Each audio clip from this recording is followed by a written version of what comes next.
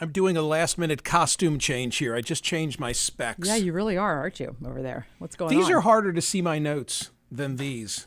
Worse, in other words, those are better. These are great. These are great for okay. my. Somehow they're not the typical. They're ophthalmologist. Progressives. Well, these are okay. Why do I even bring this up? The point is, these are easier to see my computer screen. Oh, interesting. Then why aren't you wearing those? Vanity. Oh, vanity. You think those look better? I don't know. I just feel like wearing them right now. Okay. Hello. Hey, good talk. Parks Casino and Sportsbook. This is how you win. Parks Casino has the closest live table games if you live in central and northern New Jersey, or if you live in Brooklyn, New York, or Staten Island, 25 minutes from downtown Philadelphia, less than 2 hours from the Isle of Manhattan. Action, excitement, dining, nightlife, world-class entertainment all summer long. This is where you want to go and escape the heat. Great dining at the new Bamboo Noodle House featuring your favorite sushi items during dinner, plus the new location offers a full selection of Japanese whiskey and sake. Enjoy summer happy hours under the stars at the open-air Liberty Bell Gastro Pub. Dine in style at Parks Grill. That's their signature steakhouse. Great meal there. 3,200 state-of-the-art slots, 115 table games, and the best sports book on the entire East Coast. Joe Conklin every other week, the Wallflowers, Dave Koz, Wayne Newton, the Pointer Sisters, great entertainment. It's funny, I just watched the movie Creed, and there's a scene exterior to the Electric Factory, and Joe Conklin's name is on the marquee. Come on. I'm like, hey, there's Joe Conklin's name. Go see him at Parks. For all things Parks Casino, visit parkscasino.com. Parks Casino and Sportsbook. This is how you win. Got to be 21 or older. Gambling problem, call 1-800-GAMBLER. Time now for the headlines from the Monday edition of the Smerconish.com daily newsletter. Well, not really, because I don't have a headline about this, but I'm eager to share something about my weekend, and it's this.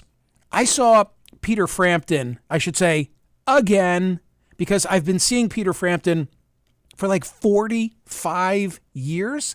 How can that be possible? But I saw Peter Frampton this weekend, and it brought back so many different memories, and there's something that I want to tell you about him. When I was in the 8th grade with a buddy of mine, I got on a train from suburbia, rode into Center City, Philadelphia, and went to what was then the largest record store. Maybe I should explain. A record store is where one would purchase records. Records were circular in shape, and you would put a needle on them, play them, and listen to them. But the first album that I ever purchased was Peter Frampton's Frampton Comes Alive, which came out in 1976 and was the best-selling album of the year and would end up being like a religious experience for me because of Frampton's influence on me and my music listening and my love ever since of live shows. The funny thing is that Sam Goody was on the 1100 block of Chestnut Street on the north side. I can picture the location and remember the store. And 18 years later, I would join the law office of James E. Beasley, Esquire, on the 1100 block of Walnut Street, 1 block away. And it's just kind of funny. I don't know if you said to a punk in junior high school, flipping through the records. You're going to be a lawyer, and your law office, it's a block away. Want to go see it? That's crazy. Yeah. So and then Frampton comes to Philadelphia and performs at JFK, and again on the train, and this time with a whole gang of buddies and my 8th grade lady friend. Although maybe she would have been my 9th grade lady friend. But in the summer of 1977, with 100,000 of my closest friends, I saw Peter Frampton at John F. Kennedy Stadium in South Philadelphia, which is also kind of an interesting thing because Frampton Comes Alive came out in 76, and there was an outdoor summer concert, 100,000 people at JFK. I was not there. The headliners were Yes. Frampton, you know, my love for John Anderson and all things Yes. For sure. I was not there that day, but Frampton had just released Frampton Comes Alive. It was the hottest album in the country, and although he was the warm-up act, he became the dominant act in that concert bill. A year later, Frampton comes back as the headliner. I'm there. Of course you are. Only the warm-up act is Leonard Skinner. Leonard Skinner has just released One More from the Road, a hot, best-selling double live album. it was not a good day for Peter because now Skynyrd was the hottest band in the nation, and they were his warm-up. It flipped. That's crazy. It totally flipped on him. Yeah, but Peter Frampton has been performing ever since, and I have never stopped seeing him. When I saw him with 100,000 people, and he's told me the story, his own father was there, I think, on the stage with like a home movie projector, not projector, but recorder, filming his son in front of 100,000 people. That was the pinnacle. And then over the years, I've continued to see him, but the venues have become smaller. And then in 2019 came the news that he had something, a degenerative muscle disease. He was now 68 years old, called IBM. It doesn't impact life expectancy, but it diminishes his ability to control his limbs and his muscles the way a person without that condition would. Performance changing. Performance changing. Yeah. Absolute life altering. Yeah. So TC was with me. I went down to, after this news broke, I went down to Nashville at the SiriusXM studios, and Peter was my guest. And I loved having him on the program face-to-face that day, and then ducked into an adjacent room and with television cameras interviewed him for CNN as he was now embarking on what he believed would be his final tour. Okay? Well, lo and behold, more recently comes the news that Peter had done the tour, finishing at the Royal Albert Hall in London, and which was recorded and you can watch it. It's a PBS special. But although his legs were suffering, so much so that at the Royal Albert Hall he was seated for the concert, his arms, his fingers, are still mostly fully functioning. He can still play a mean guitar, and he said, I'm going to go play some more shows. Wow. So this weekend I saw him. He's 73. I saw him in Bethlehem, Pennsylvania. There was a full house of probably every seat full, probably 1,500. And he came out and played for 2.5 hours, and he was phenomenal. And people were so effusive in their sort of love for the fact that he's fighting. Like, this is not The Who. This is not like, hey, this is our final tour. And like you go out and then the next summer, like, this is it. No. And then the next, Right. No. Like Peter expected never to be able to perform again. And the fact that he can, and he's pushing through it. And he's pushing through it. And so he's seated. The band is phenomenal. I didn't think it was going to be as long of a show as it was, but it was tremendous. And then the other funny thing, and he tells the story just a little bit, but I know the full story, is that Peter Frampton has this classic Gibson guitar. And if you know the cover of Frampton Comes Alive, it's that guitar that he's holding. In 1980, he was on tour in South America, and the plane was put on the guitar was put on a cargo plane in Venezuela en route to Panama, and the plane crashed shortly after takeoff. People died. I know the pilot died. I don't know how many people died. And the guitar was gone. And then lo and behold, a fan spots the guitar years later, decades later, being played by a man in Curacao, the island. What? Tips off... This is an unbelievable story. And tips off Peter Frampton that the famous Gibson guitar from the cover of Frampton Comes Alive is being played by a man in Curacao. Negotiations ensue. The guitar is returned to Frampton. And Saturday night, I watched him play the guitar in Bethlehem, Pennsylvania. Come on. It's a wonderful story, I hope, that I'm telling. An uplifting story about fans, including this fan, and our love of the music and personal admiration for a real fighter in Peter Frampton. The downer is he's not in the Rock and Roll Hall of Fame, despite having one of the greatest selling albums ever and the longevity of his career and the way in which he can still shred a guitar. I mean, he is just gifted. He's never even been nominated to be in the Rock and Roll Hall of Fame, which is just like horrible. I saw him post-show. He was glowing. because the show had been that Pictures great. on Instagram are so fabulous. He'd been that great. Yeah. The audience had been so responsive. So I saw him backstage post-show. He was so gracious, so nice. You remember probably the personal encounter. Rock god and an absolutely genuine person. And just how I good described guy. him at that time. Just a good guy. Yeah. And I told him, and I mean, it's. I'm so glad that you could tell him. Yeah. Because he looks out in the audience and he sees people. Oh, my God. But for him to be able to hear, this is what you mean to me and have for 45 years is pretty spectacular. Went backstage and just the two of us and my son-in-law. That's right. I saw the picture. And we hugged each other. And I'm like, Peter, you are such a good guy. You are such a great guitar player and such a great musician. And you are such a good guy. And he was just like bouncing off the walls because it had been such a good night. And because he knew, and he said to me, every show that I can still play is a gift. Wow. It's an absolute gift. What a great perspective. So I saw him Saturday night.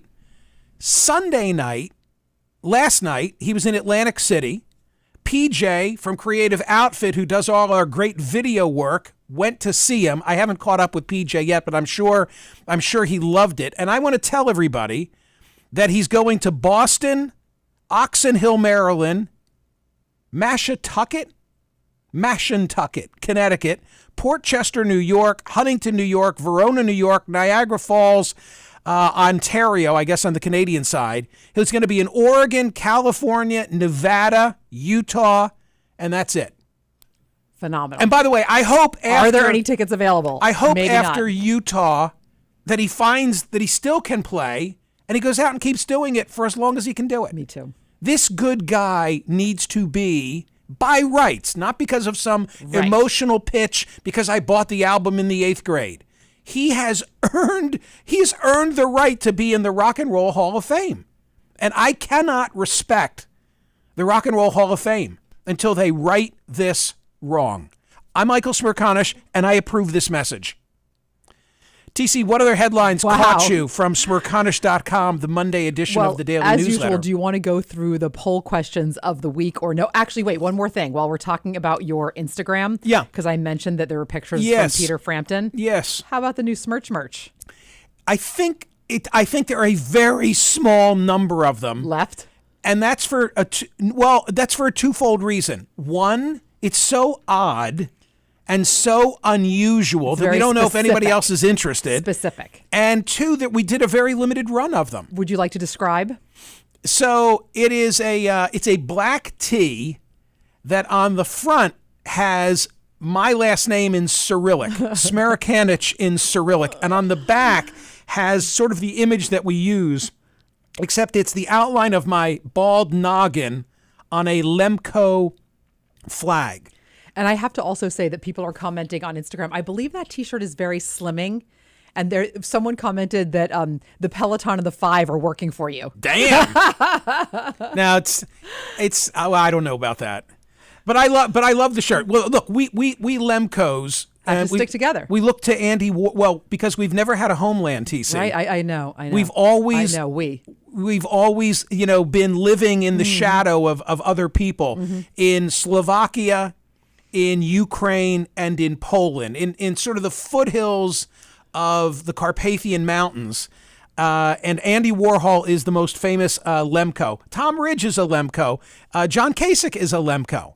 So, do they have your T-shirts? Do they have my T-shirts? I don't know if they want I want a picture of the three of you. Okay. Ridge, Kasich, and you in your Lemco T-shirts. I would literally die. The T-shirt is the brainchild of Eric X, still running all the Smerch merch. He is still running all the Smerch merch. And it's kind of a it's a total shits and giggles thing. Yes. So I don't know. I may end up with a few hundred. Why would you say that? Smerconish. You're not. Lemco flag shirts. If you want one, go to my Instagram page and you can see me watering my garden in that wearing that attractive shirt. T-shirt. Yeah. Yeah. Hurry up because they won't last. Or not.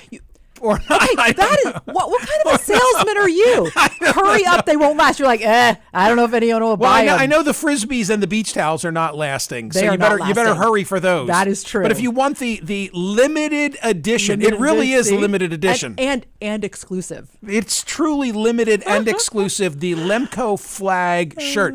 Believe me, no one else is going to have one. No one. You wear this on the beach this summer, You're the only going to one be on the block. You're going to be alone. That's right. You're going to be alone. Or maybe you'll find someone. I'll tell you this. Lemko. I'll tell you this. To look at it.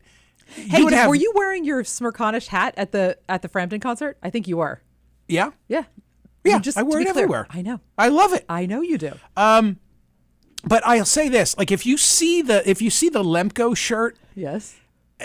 and if people, it's an oddity. Like people are gonna ask you, what is that? Okay, don't say it's an oddity. This is what you say. It's very unique. It's very unique. Spectacular. It's one of a kind, and it's exclusive. Hey, they're and real go right now. and they're spectacular. There you go. They're why didn't I think of that sooner? They're real and they're spectacular. And if you get that reference, God bless you. Amen.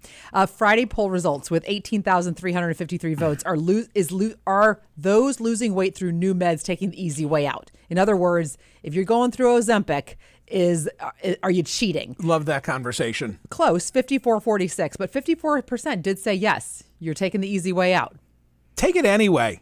Be healthy. Lose whatever weight you can lose. How about Saturday's poll results with 41,167 votes?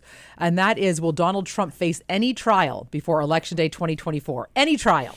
Right. And so the answer is probably not. And if he does face any trial, it will be the Alvin Bragg, New York Stormy Daniels case. I agree with Ellie Honig. I don't think that the federal investigations resulting in indictment get to trial before Election Day. Also at Smerconish.com, you're putting in my head is a profile from the Wall Street Journal of Fani Willis. Mm-hmm. She's next up. She is. Because she has said that by August, and she told local law enforcement to be ready. Why do they need to be ready unless she's indicting Donald Trump? So he could be facing Alvin Bragg, Jack Smith, Fani Willis, and Jack Smith is still looking at Trump for January 6th. How do we know that? Because Jared Kushner recently testified before a grand jury. He could be facing 4 different indictments. But are any of them going to get to trial? Maybe Alvin Bragg, and maybe not even that. And I said to Ellie Honig. By the way, 65% said no. Right. Of 41, over 41,000 votes, and 65% said, I'm sorry, 65% said yes. He is going to get to trial. Said yes. It's wishful thinking on a lot of people's parts. Yes. It's wishful thinking on a lot of people's part that's going to happen. I mean, the Justice Department has a rule that says don't do anything that's going to be perceived as political. Some think it's within 60 days. Some think it's within 90 days. Right. Okay, we're 6 months away from Iowa. And then, you're going to have January, February, March, April, May, June. Every month has multiple election days. I heard what you said on CNN. You said depends what is your definition of election? What does is mean? Very interesting. And then yesterday's poll questioned a very interesting topic that we did on Friday with Dan spinning the tunes. If Tracy Chapman had released Fast Car in 2023, not 1988, would she have had the #1 country single? And 65% of that said no. 64.92% said no, she would not have. 2/3 say no. Even so, they are saying that I imagine that it had to be race influenced. Why was it not such a hit for her? And we got all the arguments about people said country music has changed. And I think there's truth in that. But that was a fun conversation on Friday. Did you watch any tennis this weekend? I didn't. I confess I didn't see any Wimbledon, but I did read the story in the New York Times about the strawberries that come from Kent. Oh. But I didn't see it, but I know there was a big dethroning. The Sun coverage that you put on Smerconish.com, I got a real kick out of how David Kidd wrote it up. Carlos Alcaraz ends Novak Djokovic's 10-year center court reign, an epic 5-set Wimbledon final as Serb has meltdown. But the best was this. He said, in front of 2 future monarchs, the king of Wimbledon was spectacularly dethroned by Carlos Alcaraz in a 5-set epic. Prince William and Prince George were in the royal box while Brad Pitt was sat in front of the media seats. Yet the housewives of Middle England had eyes only for Alcaraz as he was roared on to victory against the 23-time Grand Slam champion. So great mystery, intrigue, and drama on center court over the weekend. I had the chance to do it. It's a bucket list item. At least it was for me. If you ever have the opportunity to be at Wimbledon, go do it. I was not in. It's kind of interesting the way they have it arranged. You know, there's so many matches going on at different times. And when you purchase at a certain level, you can go downward.